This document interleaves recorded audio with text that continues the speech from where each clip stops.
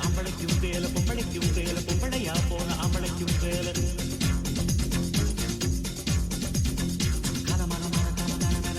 எத்தனையோ வேலை எப்பவுமே வேலை அத்தனைக்கும் உண்டு வெற்றியனும் மாற